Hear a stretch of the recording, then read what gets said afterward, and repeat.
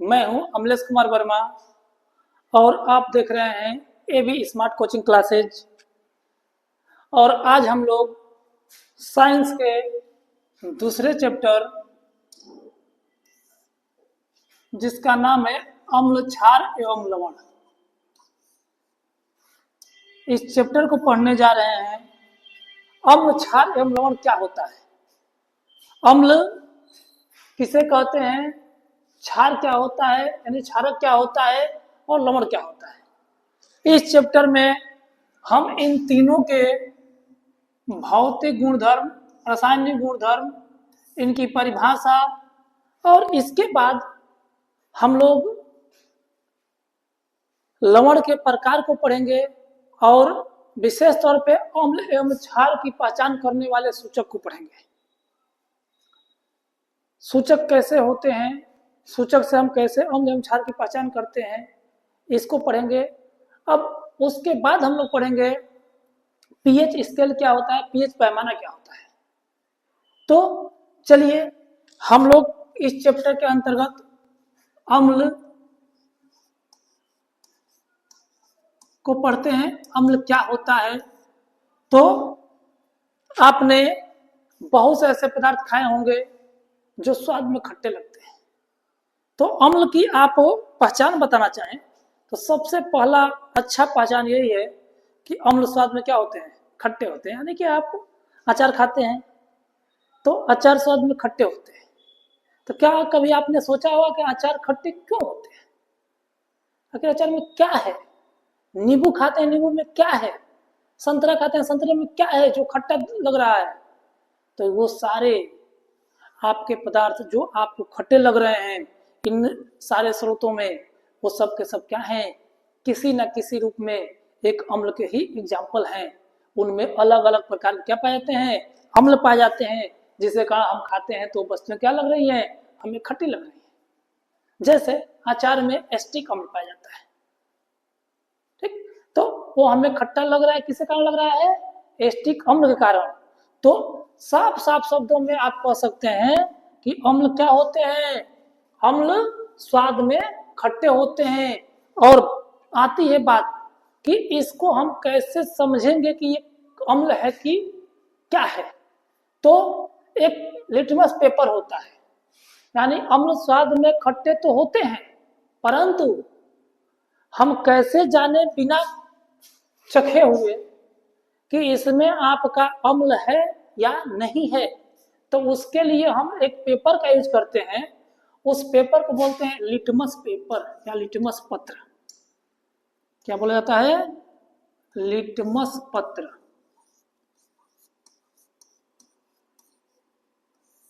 Litmus पत्र, यह litmus पत्र कैसे बना होता है, कहां से बना होता है, तो थैलोफाइटा समूह का एक जीव है लाइकेन। तो लाइकेन से प्राप्त किया जाता है इस पत्र को, और यह बैगनी रंग का होता है। अब इसमें हम दो प्रकार के लिटमस पत्र को लेते हैं, एक आपका नीला, एक लाल। अब जब बात करते हैं हम अम्ल की, तो अम्ल स्वाद में खट्टे तो होते हैं, परंतु अम्ल करते क्या है, तो ये नीले लिटमस पेपर को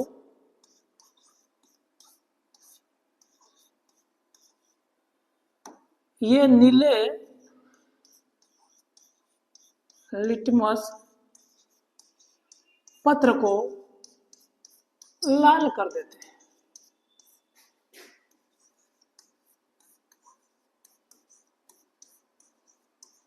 यानी आप कह सकते हैं कि अम्ल वे यौगिक होते हैं जो नीले लिटमस पेपर को क्या कर देते हैं, लाल कर देते हैं। तो वे यौगिक जो नीले लिटमस पेपर को लाल कर देते हैं उन्हें अम्ल कहते हैं, और ये स्वाद में क्या होते हैं, खट्टे होते हैं। तो मान लीजिए कि हमारे पास कोई विलयन रखा हुआ है, देखो यहाँ पे ये हो गया नीला लिटमस पेपर, ये हो गया रेड। अब यहाँ पे हमारे पास एक विलयन दिया हुआ है, हम कैसे समझेंगे कि ये विलयन अम्ल है कि क्षार है, सपोज कीजिए। तो इसमें हम लाल लिटमस पेपर को लगाए और नीले को लगाए। लाल को हमने जैसे डाला, इसके रंग में किसी प्रकार से कोई परिवर्तन नहीं हुआ, परंतु जैसे ही हमने नीले लिटमस पेपर का यूज किया और नीला लिटमस पेपर गया, अब देखो यहाँ पे ये भाग जो दिख रहा है, यहाँ तक का भाग, वो कैसा दिख रहा है? रेड दिख रहा है। हमने कैसा पत्र डाला था? नीला, अर्थात ये क्या हो गया? रेड हो गया। तो अम्ल क्या कर दिया? नीले को लाल कर दिया। तो हम कह सकते हैं कि अम्ल के अंदर नीला लिटमस पेपर जाएगा तो ये क्या हो जाएगा? लाल हो जाएगा। तो हम क्या करते हैं? नीले लिटमस पत्र को लाल कर देते हैं। अब इसी को आप क्षार की बात करें तो अम्ल तो क्लियर हो गया कि अम्ल क्या होता है। तो अम्ल वे आपका पदार्थ है, वे यौगिक होते हैं जो नीले लिटमस पत्र को लाल कर देते हैं। क्षार की परिभाषा देना चाहे, क्षार क्या होता है, तो जस्ट उसका अपोजिट। वो नीले को लाल करता था तो ये लाल को क्या करेगा? नीला कर देगा। जैसे मान लो कि यदि कोई विलेन है, आपने लिया और वो आपका विलेन कैसा हो, हमें पता नहीं है कैसा है। अब इसे पता लगाना है कि ये क्या है, अम्ल है कि क्षार है। तो आपने क्या ले लिया? 2 पत्र ले लिए। मान लो कि आपने ले लिया रेड, ठीक है। अब रेड को आपने क्या किया? इस लिटमस पत्र को डाल दिया इसमें। जैसे ही हमने डाला तो हमने ये देखा कि ये पत्र कैसा हो चुका है? अम्ल में जाते ही लाल क्या हो गया? नीला हो गया। अर्थात कोई भी पदार्थ यदि लाल लिटमस पत्र को क्या कर देता है? नीला कर देता है। तो नीला से यदि लाल होता था तो अम्ल, और लाल से क्या हो गया? नीला हो गया। तो वह आपका यौगिक क्या है? क्षार है। तो क्षार वे यौगिक होते हैं जो क्या करते हैं? लाल लिटमस पत्र को नीला कर देते हैं। ठीक। अब इसके स्वाद की बात करें तो देखो यहां पर वे यौगिक जो लाल लिटमस पत्र को नीला कर देते हैं उन्हें क्षार कहते हैं। और ये स्वाद में कैसे होते हैं? कड़वे होते हैं। ये स्वाद में क्या है? कड़वे होते हैं। तो इस तरह अम्ल एवं क्षार की परिभाषा देनी होगी तो आप सामान्य रूप में दे सकते हैं कि वे यौगिक जो नीले लिटमस पेपर को लाल कर देते हैं उन्हें अम्ल कहते हैं, और वे यौगिक जो लाल लिटमस पेपर को नीला कर देते हैं उन्हें क्षार कहते हैं। ठीक। अब बात करें इनकी और परिभाषा की तो देखिए यहां पे अम्ल वे यौगिक होते हैं जिनमें H यानी हाइड्रोजन, जिनमें क्या होता है? हाइड्रोजन अपने धन आयन के रूप में पाया जाता है। यानी जिन यौगिकों में हाइड्रोजन अपने धन आयन के रूप में रहेगा वो सारे के सारे यौगिक क्या कहलाएंगे? अम्ल कहलाएंगे। अब जैसे HCl को देख लो, इसमें H क्या है? धन आयन के रूप में है। H2SO4 में H क्या है? धन आयन के रूप में है। HNO3 में H क्या है?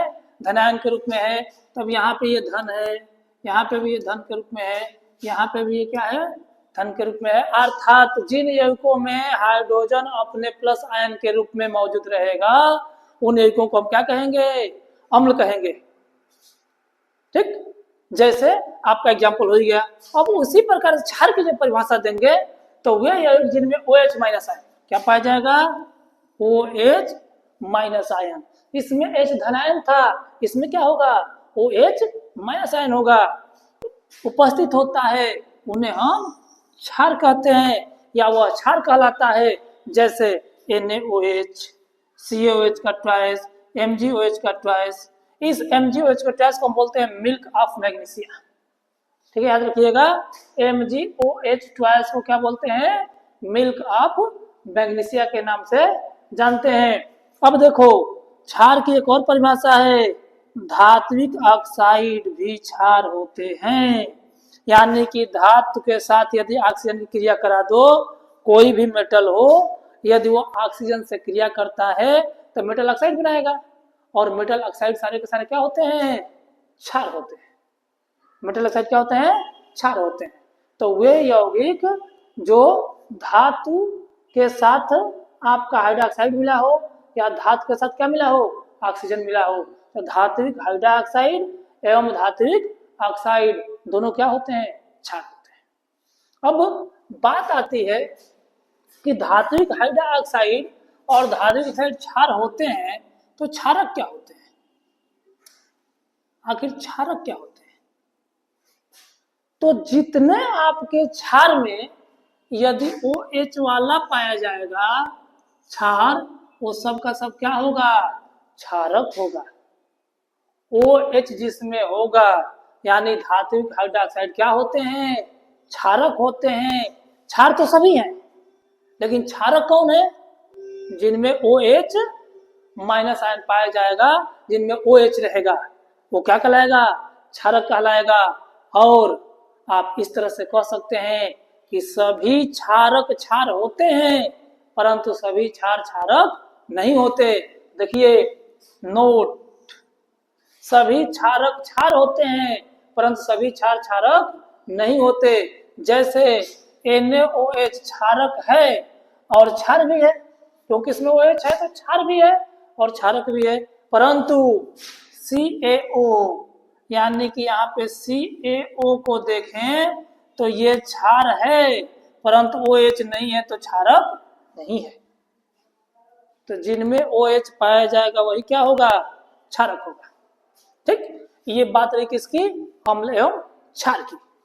चलिए आगे देखते हैं हम लोग, लवण क्या होता है? तो लवण, नमक, नमक खाते हैं, नमकीन खाते हैं, तो नमकीन जब खाते हैं तो उसमें क्या पाया जाता है? नमक। तो नमक की बात करते हैं, यहाँ पे लवण क्या है? वही आपका नमकीन है। यानी कि वे यौगिक जिसमें H धनायन के अतिरिक्त अन्य धनायन, यानी कि H धनायन नहीं रहेगा, OH माइनस आयन नहीं रहेगा, अन्य धनायन होगा, अन्य ऋणायन होगा। तो H धनायन के अलावा अन्य धनायन और OH माइनस के अलावा अन्य ऋणायन के मिलने से जो भी यौगिक बनता है, जो भी यौगिक बनता है, उन सबको हम क्या कहते हैं? लवण कहते हैं। तो लवण वे यौगिक होते हैं जो H धनायन के अलावा अन्य धनायन तथा OH माइनस के अलावा अन्य ऋणायन के मिलने से बने होते हैं। जैसे NaCl, देखो NaCl में क्या हो गया? H धनायन के अलावा अन्य धनायन, OH माइनस के अलावा अन्य ऋणायन, अर्थात ये बन गया क्या? NaCl। इसी प्रकार से CaCl2, H धनायन के अलावा अन्य धनायन, OH माइनस के अलावा अन्य ऋणायन, इस तरह से क्या कहलाएगा? लवण कहलाएगा। तो इन तीनों की परिभाषा हो गई क्लियर? आपको किसी प्रकार से कोई दिक्कत नहीं है? एकदम बिल्कुल आसान शब्दों में आप समझ लीजिए कि जिनमें H धनायन पाया जाएगा, कोई भी यौगिक होगा H धनायन पाया जाएगा तो क्या है? अम्ल है। जिनमें OH माइनस आयन पाया जाएगा वो क्या है? क्षार है। और जिनमें ये दोनों आयन न पाए जाएंगे और उनके अतिरिक्त कोई धनायन और आयन मिला होगा वो क्या होगा? लवण होगा। तो इस तरह से हमने क्या पढ़ लिया? अम्ल, क्षार एवं लवण की बात कर ली। ठीक, अब इन परिभाषा को आप नोट डाउन कर लीजिए और चलिए आगे बढ़ते हैं। इस अम्ल, क्षार, लवण के आगे आपका आता है अम्ल के रासायनिक गुणधर्म। अब भौतिक की बात करें तो अम्ल जैसा लगता है भौतिक गुण है। अम्ल क्या, कैसा लगता है? खट्टा लगता है, तो क्या हो गया? भौतिक गुणधर्म। अम्ल क्या होते हैं? स्वाद में खट्टे होते हैं। इसके बाद से ये क्या करते हैं? तो ऊपर से देखो तो नीले रेट में सफर को लाल कर देते हैं, तो क्या हो गया? भौतिक गुणधर्म। तो उसको तो हम लोग पढ़ ही चुके हैं। हम लोग क्या पढ़ेंगे?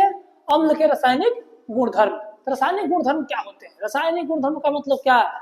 कि अम्ल से किसी अन्य तत्वों की क्रिया कराएं और क्रिया के फलस्वरूप क्या बन रहा है अम्ल से क्या क्या बन सकता है, अम्ल से कोई पदार्थ क्रिया करके क्या क्या बना सकता है, क्या क्या पॉसिबिलिटी है, ये उसका होता है रासायनिक गुणधर्म, यानी कि रासायनिक क्रियाओं को पढ़ेंगे हम।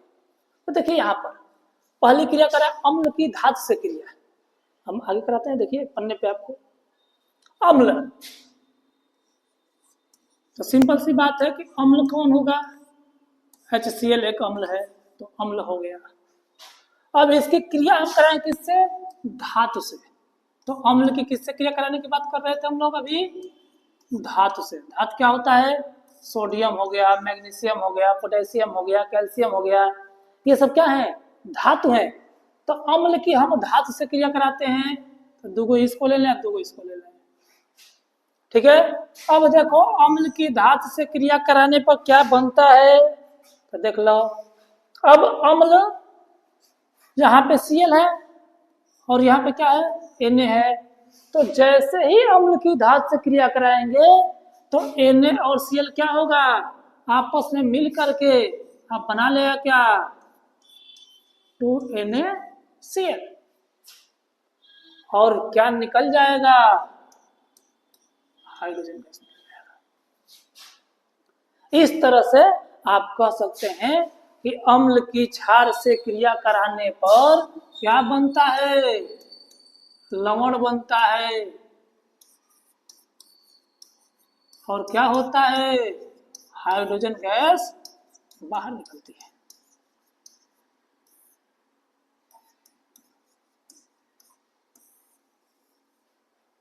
क्या रखिए, तो अम्ल की धातु से क्रिया कराने पर या धातु अम्ल से क्रिया करके क्या करता है, लवण बनाता है, और हाइड्रोजन गैस क्या होती है, बाहर निकलती है।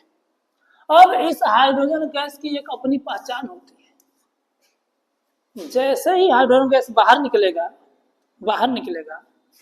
मान लो यहाँ से एक गैस उड़ रहा,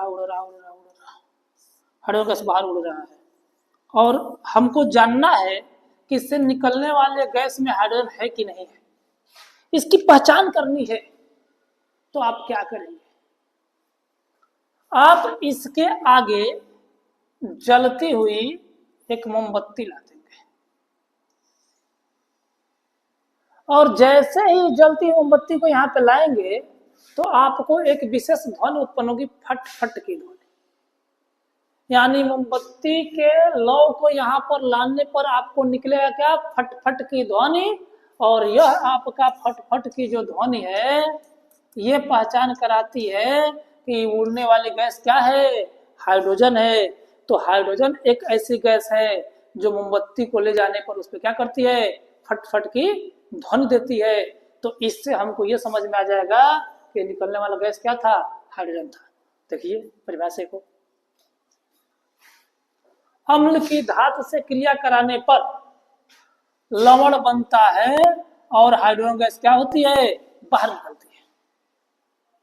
जैसे HCl को 2Na से क्रिया कराया, 2NaCl बना, और भी कराते हैं। देखो यहाँ पे H2SO4, H2SO4 इसको बोलते हैं सल्फ्यूरिक अम्ल।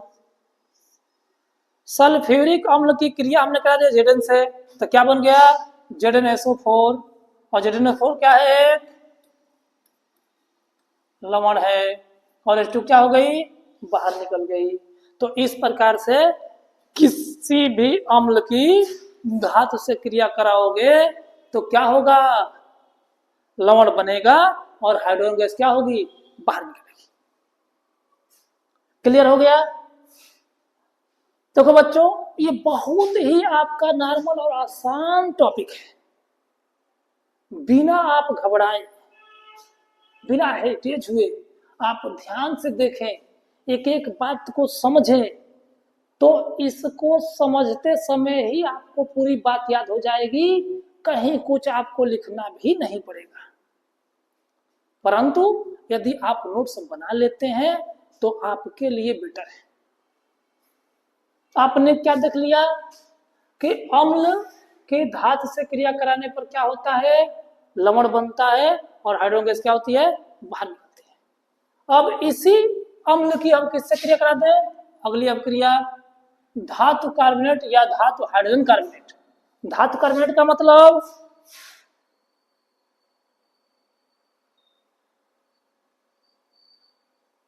धातु कार्बोनेट का मतलब, मान लो हमारे पास ये अम्ल है HCl।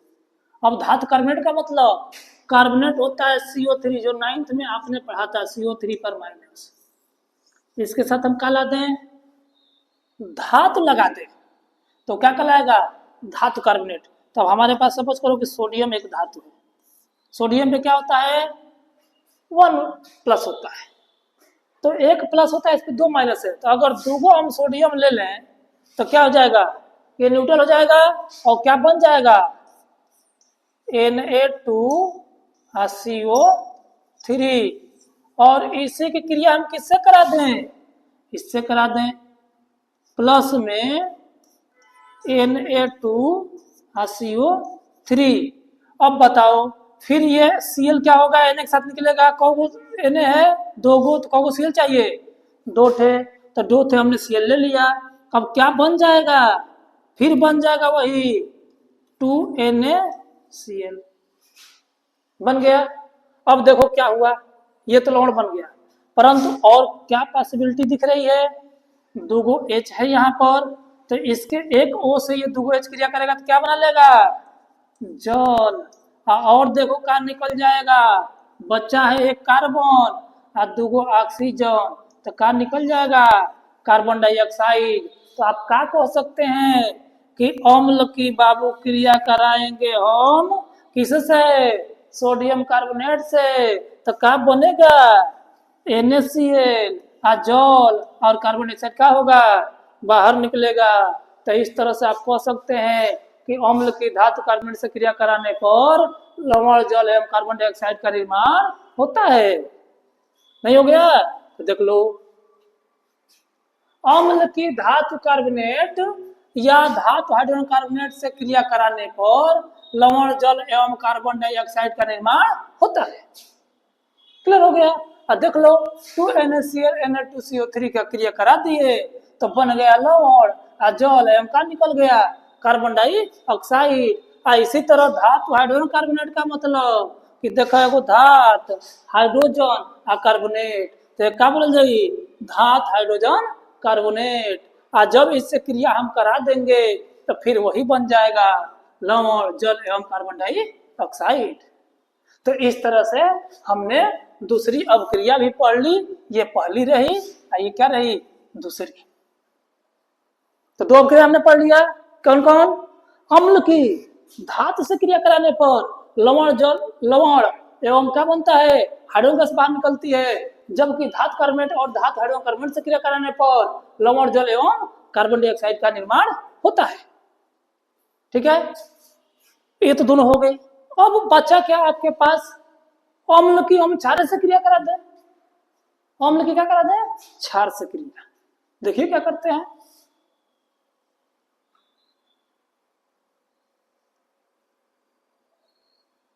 अम्ल की क्षार से क्रिया, चलो इधर कराते हैं हम इस पन्ने पे, अम्ल की क्षार से क्रिया। तो अगर आप लेते हैं अम्ल, मतलब HCl, और लेते हैं क्षार मतलब NaOH, तो ये हो गया क्षार, ये हो गया अम्ल। इन दोनों को मिलाओगे तो देखो NaCl मिल जाएगा, H और OH मिल जाएगा, तो क्या बन जाएगा, NaCl, जल का होगा बाहर निकलेगा, तो क्या बन गया, अम्ल एवं क्षार के मिलने से हई बन गया लवण, हई बन गया जल। तो कह नहीं सकते हो कि अम्ल एवं क्षार के मिलने से लवण एवं जल का निर्माण होता है। और इस अभिक्रिया को खास बात है कि एक विशेष प्रकार के रिएक्शन के नाम से हम जानते हैं, उसका नाम जानते हो क्या होता है, उदासीनीकरण। क्या बोलते हैं, उदासीनीकरण, न्यूट्रलाइजेशन। तो कोई पूछ सकता है आपसे कि व्हाट इज न्यूट्रलाइजेशन, तो क्या बताओगे कि कोई भी आपका अम्ल यदि क्षार से क्रिया कर रहा है और लवण एवं जल बना लेगा तो इस अभिक्रिया को हम क्या कहेंगे, उदासीनीकरण की अभिक्रिया कहेंगे। ठीक है, तो ये अभिक्रिया बहुत इंपॉर्टेंट है, इसको एग्जाम के लिए याद कर लो। ठीक है, तो यहाँ पे दिया हुआ है आपको कि जब हम अम्ल की क्षार से क्रिया कराते हैं तो क्या बनता है, लवण एवं जल का निर्माण होता है। देखो यहाँ पर एक क्रिया करती है, यहाँ पे एक क्रिया हो गया, देखो ये भी क्षारे हैं, CuO कॉपर ऑक्साइड क्रिया करा दी हमने किससे, अम्ल से, तो क्या बन गया, लवण एवं जल। तो धात्विक हाइड्रोक्साइड क्रिया कराओ चाहे धात्विक ऑक्साइड क्रिया कराओ, दोनों स्थिति में क्या बनेगा, लवण एवं जल का निर्माण होगा। ठीक है, तो अब इस तरह से आपको क्या देखने को मिल गया कि अम्ल एवं क्षार परस्पर क्रिया करते हैं तो लवण एवं जल बनाते हैं, और इसी को एक अलग आपके टॉपिक के रूप में हम पढ़ते हैं, उदासीनीकरण क्या होता है। उदासीनीकरण क्या है, तो वे रासायनिक अभिक्रिया जिसमें अम्ल एवं क्षार के परस्पर संयोग से लवण एवं जल का निर्माण होता है, उसे उदासीनीकरण की अभिक्रिया कहते हैं। जैसे H2SO4 अलग अलग रिएक्शन से, देखो ये अलग रिएक्शन है, ये अलग रिएक्शन है, ये अलग रिएक्शन है, आज सब किसकी रिएक्शन है, अम्ल एवं क्षार की रिएक्शन है। ठीक है, तो आपने ये देख लिया उदासीनीकरण क्या होता है। ठीक, तो अब कभी उदासीनीकरण आपके एग्जाम में आता है तो बिना कुछ कहे अम्ल और क्षार को मिलाओ और तीसरा बना दो लवण। तो देखो अम्ल चैप्टर का नाम था, क्षार था या क्षारक था, तीसरा का था लवण था, तो अम्ल और क्षार को मिलाओ लवण बन जाएगा। एक और याद कर लेना, जल बाहर निकल जाएगा। तो अम्ल एवं क्षार के मिलने से क्या होता है, लवण बनता है और जल क्या होता है, बाहर निकलता है। तो इस प्रकार की अभिक्रिया को हम क्या कहते हैं, उदासीनीकरण की अभिक्रिया कहते हैं। अब आते हैं हम लोग किस पे, क्षार पे। तो क्षार के रासायनिक गुणधर्म, ठीक है, तो क्षार के रासायनिक गुणधर्म, तो क्षारक की अधातु से क्रिया, अधातु मतलब अधातु ऑक्साइड से क्रिया, अधातु ऑक्साइड मतलब कार्बन अधातु है, हाई ऑक्सीजन क्या है, ऑक्साइड है, तो कार्बन डाइऑक्साइड से क्रिया करा दिया गया तो क्या बन गया, आपका लवण बन गया और जल क्या हो गया, बाहर निकल गया। तो आप कह सकते हैं कि क्षार की धातु ऑक्साइड से क्रिया कराने पर क्या बनता है, लवण बनता है और जल क्या होता है, बाहर निकलता है। ठीक है, तो क्षार की धातु अधातु ऑक्साइड से क्रिया कराने पर, धातु नहीं अधातु, अधातु ऑक्साइड से क्रिया कराने पर क्या होता है, लवण बनता है और जल क्या होता है, बाहर निकलता है। ठीक है, उदासीनीकरण की बात रही। अब इसके बाद देखो क्षार से धातु क्रिया, फिर वही बात, क्षार भी धातु से क्रिया करेगा ना तो क्या बनाएगा, देख रहे हो सोडियम जिंकेट, लेकिन हाइड्रोजन गैस से भी बाहर निकलेगा, तो ये भी हाइड्रोजन गैस को बाहर निकलता है। लेकिन क्षार कुछ ही धातुओं से क्रिया कर पाता है, सबसे नहीं हो पाती है इसकी क्रिया।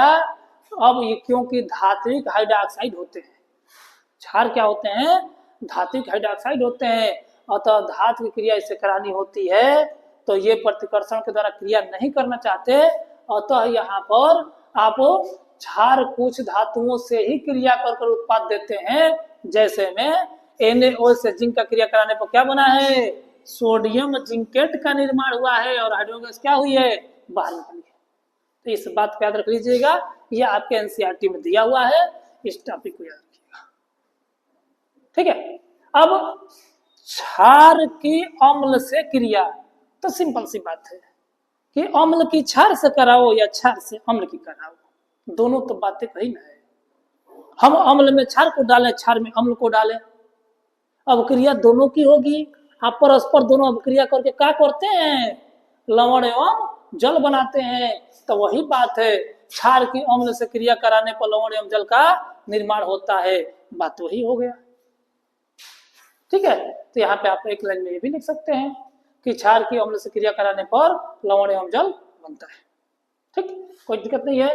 अब बात आती है कि ये अम्ल क्षार दिख रहे हैं, ठीक है, अब अम्ल में दो प्रकार के आपको अम्ल मिलेंगे, एक प्रबल अम्ल, एक आपके दुर्बल अम्ल। प्रबल का मतलब क्या होता है कि अम्ल को जब हम जल में घोलते हैं तो वो अपने आयनों में पूर्ण रूप में क्या हो जाए, वियोजित हो जाए। जैसे HCl है, HCl को यदि जल में घोलेंगे तो वो क्या होगा, Cl माइनस और H प्लस में 100% वियोजित हो जाएगा। तो इस प्रकार के अम्लों को हम क्या कहते हैं, प्रबल अम्ल, यानी वे अम्ल जो जल में घुलने पर अपने आयनों में पूर्ण रूप में क्या होते हैं, वियोजित हो जाते हैं, उन्हें हम क्या कहते हैं, प्रबल अम्ल कहते हैं। और जो अपने आयनों में पूर्ण रूप में वियोजित नहीं होते हैं, कुछ मात्रा में आयन से बच जाते हैं, उन्हें हम क्या कहते हैं, दुर्बल अम्ल कहते हैं। आज जैसे की बात करें तो देख लो HCl है, ये पूरा पूरा वियोजित हो जाएगा और आपका वही एसिटिक अम्ल है, यानी कि CH3COOH।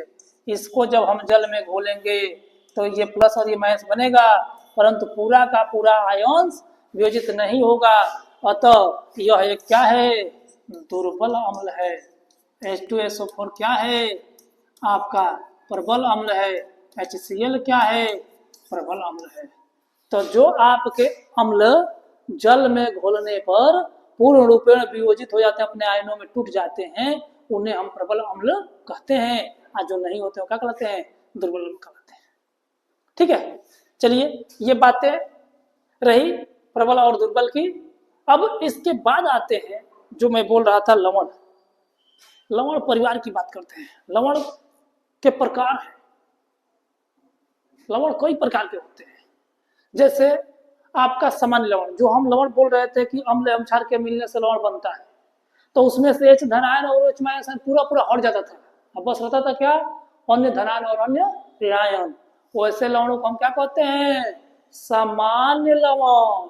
सामान्य लवण क्या होता है, तो वे लवण जो H धनायन के अतिरिक्त अन्य धनायन और आयन के मिलने से बने होते हैं, यानी कि जिनमें आपका क्या होता है, ऐसे लवण जिनमें H धनायन और OH माइनस आयन दूर दूर तक नजर नहीं आते हैं, इसके अतिरिक्त आपका कोई धनायन आयन रहेगा जिनमें ये दोनों में से कोई नहीं रहेगा, तो इस प्रकार के लवण को हम क्या बोलेंगे, सामान्य लवण। बाबू समझ में आ गया कि सामान्य लवण क्या होता है।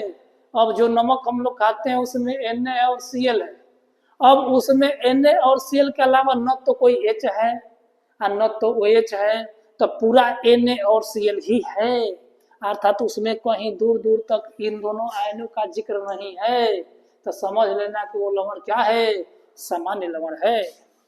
जिसे देख लो NaCl, CaCl2, Na2SO4, CaSO4, Na2CO3, इस सब के सब में क्या दिख रहा है, न कहीं H धनायन दिख रहा है और न कहीं OH माइनस आयन दिख रहा है, अतः ये सब के सब लवण क्या है, सामान्य लवण है। ठीक, अब यही बात हम लोग करते हैं अम्लीय लवण की। तो देखो अब बात करते हैं सामान्य के बाद अम्लीय की। तो अम्लीय का मतलब क्या है,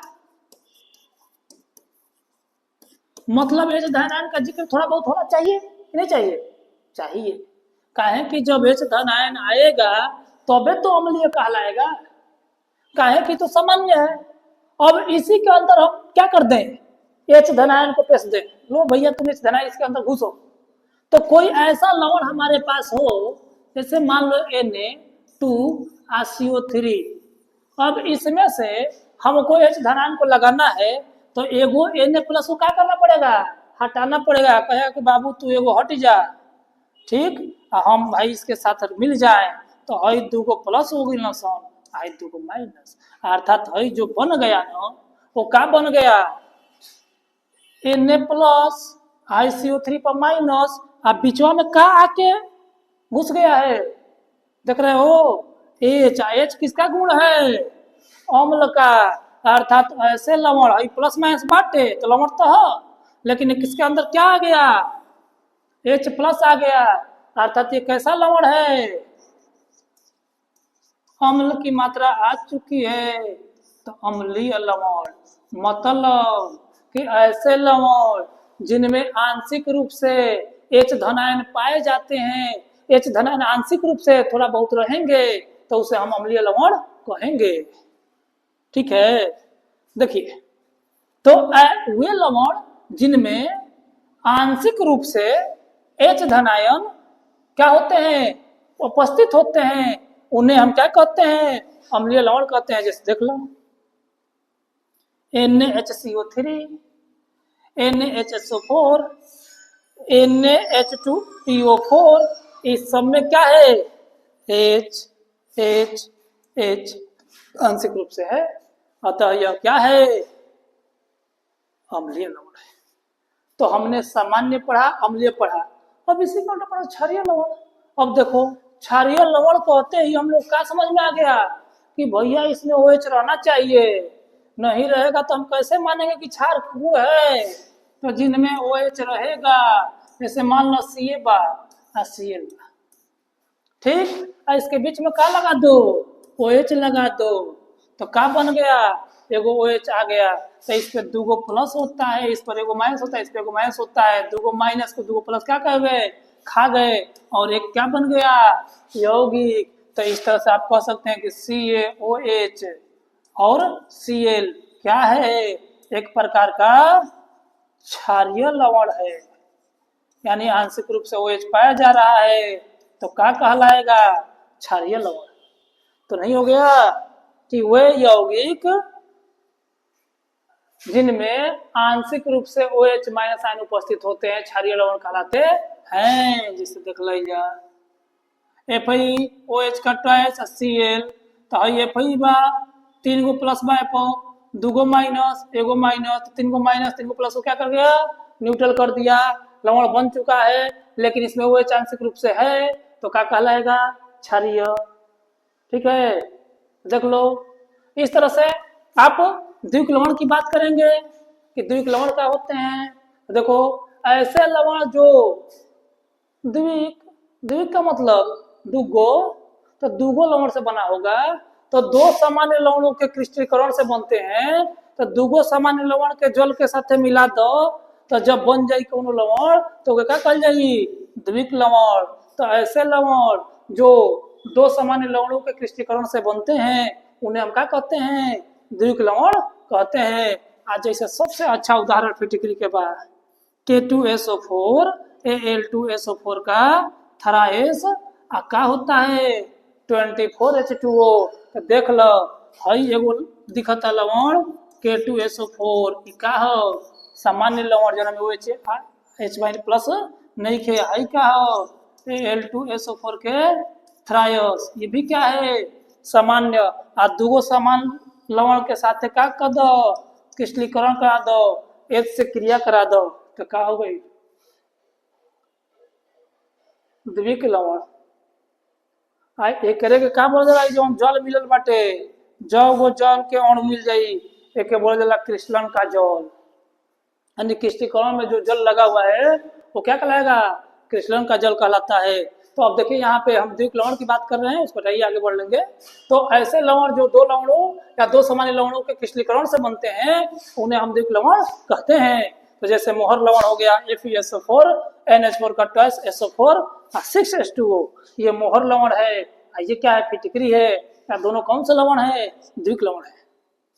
ठीक है, चलिए आगे बढ़ते हैं और देखते हैं मिश्रित लवण। मिश्रित लवण क्या होते हैं, तो मिश्रित का मतलब क्या है, मिश्रित यानी कि इसमें भी दो की बात होगी लेकिन का दूगो। अब देखो एगो प्लस बा एगो प्लस बा हो प्लस बा आइजा का बा 3 गो माइनस बा। तो अब देखो ये वे आपके लवण जिनमें एक से अधिक धनायन या ऋणायन उपस्थित होते हैं, यानी कि देखो 3 गो धनायन बना सन आयो का बा ऋणायन बा, तो एक से अधिक धनायन रहे या ऋणायन रहे और उसके मिलने से जो लवण बनेगा वो क्या कहलाएगा मिश्रित लवण। तो जो ये देख रहे हो ये क्या है मिश्रित लवण है। इसमें देख लो I प्लस है, अभी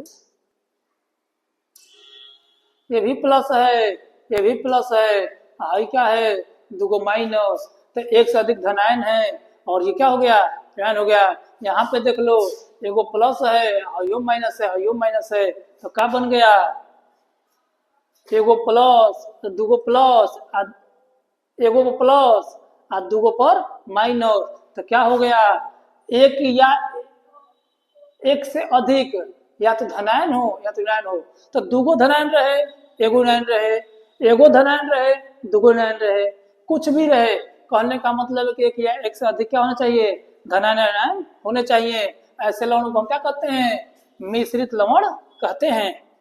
ठीक है, अब आते हैं हम लोग अपने अगले लवण की बात करते हैं, इसे बोलते हैं जटिल लवण या संकर लवण। तो जटिल का मतलब ये होता है कि इनमें एक संरचना होगी, जैसे प्लस और माइनस मिले होंगे, तो उसमें कोई आपका क्या होगा, एक सरल होगा और एक जटिल होगा। तो देखो यहाँ पर ऐसे लवण जिनको जल में घोलने पर एक धनायन और एक ऋणायन में क्या होते हैं, टूट जाते हैं, जिनमें से एक आयन साधारण और दूसरा आयन क्या होता है, संकर या जटिल होता है, तो उन्हें हम क्या कहते हैं, जटिल लवण कहते हैं। तो देखो जब इसको तोड़ोगे तो ये तो आसानी से 4 के प्लस में टूट जाएगा, लेकिन ये जो दिख रहा है वो क्या होगा, ये आसानी से नहीं, अर्थात ये आपका क्या होगा, दूसरा संकर होगा, अर्थात इसमें प्लस और माइनस साथ में रहेंगे। तो इस प्रकार के लवण को हम क्या कहते हैं, मिश्रित, इस प्रकार के लवण को हम क्या कहते हैं, जटिल लवण कहते हैं। अब बताओ यहां तक की बात पल्ले पड़ी, हमने क्या क्या देख लिया, अम्ल, क्षार, लवण, अम्ल के रासायनिक गुणधर्म, क्षार के रासायनिक गुणधर्म, उसके बाद से लवण के प्रकार, ये सारी चीजों को हमने पढ़ लिया। ठीक है, अब चर्चा करते हैं हम लोग सूचक पे, या सूचक को हम लोग नेक्स्ट लेक्चर में पढ़ेंगे। चलिए सूचक को अगले लेक्चर में पढ़ते हैं। ठीक है, आप जितना पढ़े इसको ध्यान से आप समझ लीजिए, और एक एक करके फिर दोबारा इस वीडियो को देख करके कहीं भी आपको कोई डाउट होता है तो आप कमेंट में जरूर लिखें, और किसी प्रकार का मेरे पढ़ाने में आपको डाउट होने का कोई सवाल नहीं उठता है, क्योंकि आपको बिल्कुल सिंपल लैंग्वेज में ये लिखी हुई पूरी बात है, जो किसी भी बच्चे को जो बिल्कुल बेसिक से प्रारंभ किया होगा, हाई स्कूल में पहली बार भी क्लास करने बैठा होगा, तो वो भी इस वीडियो को देखेगा, तो आशा करता हूं कि वो इस वीडियो को क्या होगा, आसानी से समझ पाएगा कि आखिर ये सब होते क्या है। ठीक है, आप अच्छे से पढ़िए, आप हमेशा स्वस्थ रहिए, ये हमारी कामनाएं हैं। धन्यवाद।